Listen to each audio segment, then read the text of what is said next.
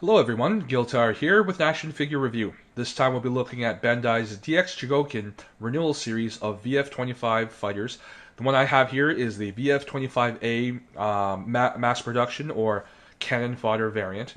The figure was released in October of 2013 and the manufacturer suggested retail price is 14,000 yen, or basically about $140 US at current exchange rates. Now, this is a review I'm going to be approaching in a different manner than my typical review. And the reason why I'm doing that is the base mold of the VF-25 Valkyries, the Messiah Valkyries, the renewal version, have been out for about a year and a half, 2 years, I would say, by now. And there have been numerous variants. And so the base mold of the figure has been reviewed by many people. And in particular, there's one reviewer who I look to as the premier Macross toy reviewer out there. He has a YouTube channel called Scorched Earth Toys, and he has a website called anymoon.com. And I urge you guys to check out his website and his YouTube channel for a fully comprehensive and detailed review of the VF-25 series of DX Chogokin Renewal toys. What I'm going to do is offer sort of my overall thoughts on this product. And so I'm going to start off with the fact that I don't have any negative points as far as this toy goes. And the reason why I say that is because anything that can be looked at as a negative point on this toy, not only are they minor, they're also easily explained. There's a certain reason why something was done in a certain way. And it's not through poor decision making during the design process or poor production decisions. Everything done for the renewal VF-25 series of toys, in my eyes, everything done is either really great or understandable and sort of a necessary move. So I'm going to start off by getting into some of the positive points, beginning with the presentation. The material for the box itself, for the instruction manual, very nice. The layout, the graphic design, the art, the photography, basically everything in terms of presentation of the product is top notch, which is basically par for the course as far as Bandai's higher end toy products. The accessories are plentiful and they're appropriate. First of all, we have a gun pod that is articulated, so you can have it in the two modes of being deployed for firing or basically essentially with the safety on. We have a shield, which can stow a combat knife that also is included with the toy. The shield itself can be used on either forearm. We have an extra antenna for the head. The antenna that's attached to the figure in the box is sculpted out of PVC, which is a really malleable and durable sort of plastic rubber product. The good thing about the PVC antenna is that it's not breakable. You'll bend it, but you won't break it. On the downside, the sculpting of it is not really crisp or sharp, and that's where the ABS sculpted head antenna comes in. It's a much better sculpt, but it's fragile. It's something that's so small and slim that I could see it being accidentally snapped or broken if it's mishandled. So you kind of have to weigh those pros and cons of those two antenna parts to decide which one to use. Personally, I use the PVC one just because I like to err on the side of caution and just play it safe. And I think from a reasonable distance, it looks fine. It doesn't look bad. For the other sort of extra alternative accessories, we have 3 sets of fixed pose hands. The figure comes with articulated hands attached, a joint for the thumb, a joint for the index finger, then the middle ring and pinky fingers are grouped together with a joint as well. But if you want to use alternative hands, there are 6 of them. Basically, a pair of fist or clenched hands, a pair of knife hand or chopping hands, and a pair of weapon grip hands that have a slightly extended index finger or trigger finger. Next up, we have a pilot figure, a miniature pilot figure, which, at least as far as mine goes, the sculpting was fine, paint was flawless, no issues there, and it fits perfectly within the cockpit.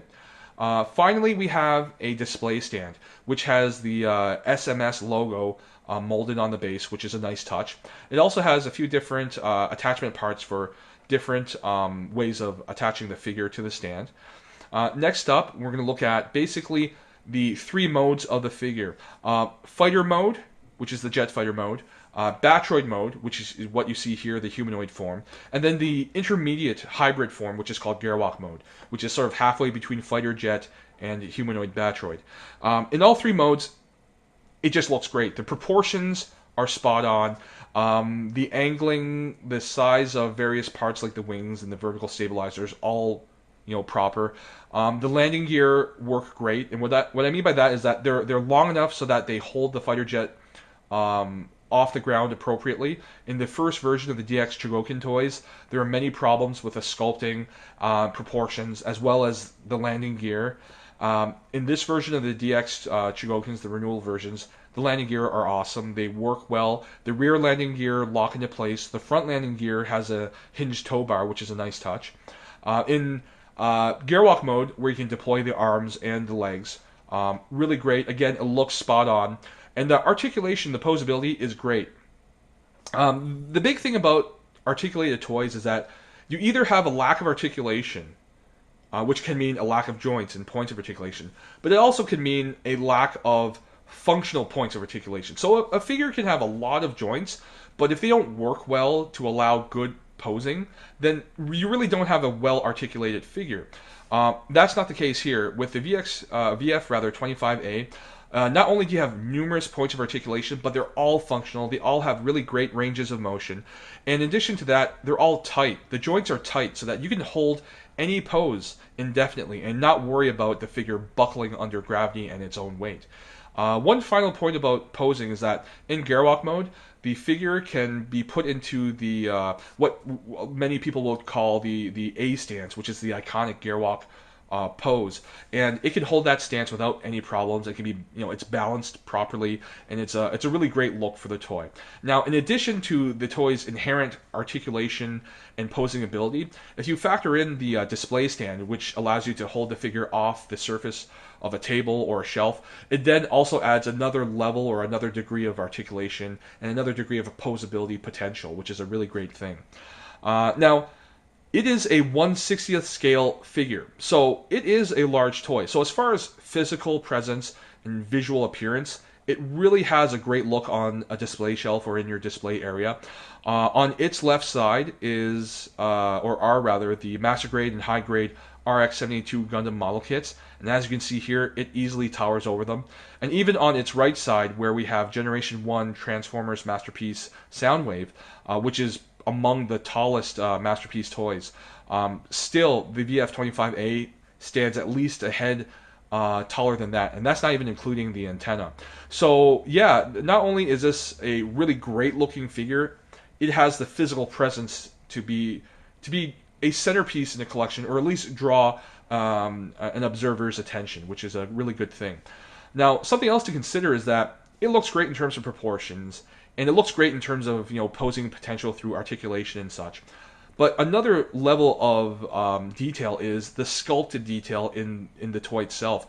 A lot of fine panel lining, a lot of mechanical detail that just enhances and adds on to the look of the toy. And it's something that you can't appreciate until you get a little closer. Now, another thing that further enhances that sort of realistic or mechanical believability behind the toy is the tempo graphing, which is fantastic. The tempo graphing is numerous. It's properly and well placed, and the details are sharp and crisp. So it's just overall a really great looking toy on all levels, on all fronts. Now, one more thing I'm going to mention, and I'm going to sort of set this aside in its own area or its own category. It's basically the transformation design, which I view neither as positive nor negative. And the reason is, it has to be the way it is in order to be accurate to the animation of the transformation on Macross Frontier. And what that means is that it's a very precise transformation design. It requires exact manipulation, and there really is no room for error. And this is further aggravated by the fact that there are some finely sculpted and honestly fragile parts of the toy where you could accidentally damage or even snap or break apart if you're not handling it properly. So this is a case where some people would say, well, it's too much of a hassle, it's too finicky, thus the transformation is a negative point. I don't see it in that way. I see it again as a necessity. If you want accuracy to the animation design of the transformation sequence in the anime of Macross Frontier, you have to have this transformation design. And you have to have this transformation process. And it's sort of a necessary evil, but it's there for a very good reason. So objectively, I don't see it as positive or negative. I just see it as necessary. So finally, overall, I wholeheartedly recommend this toy to any Macross fan who really does appreciate the Messiah Valkyrie design.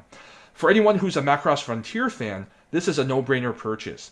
And for anyone else who can appreciate the aesthetics of the VF-25 series of Messiah Valkyrie designs, if you have the money to spare, and if you have the experience with complex transforming toys, and you're not going to be overwhelmed by what's going to be entailed in transforming this toy, I do recommend this to you. It is definitely one of those things where this is not a high-end toy for everyone.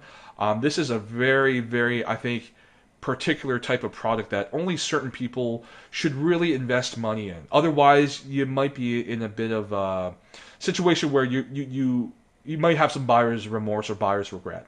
But me personally, I'm a big fan of Macross, big fan of Macross Frontier designs, and I think Bandai really hit it out of the park this time with the VF-25 series of Valkyries in the renewal series of DX Chogokin toys. So as always, thank you very much for watching. Have yourselves a great day, and see you at the next video.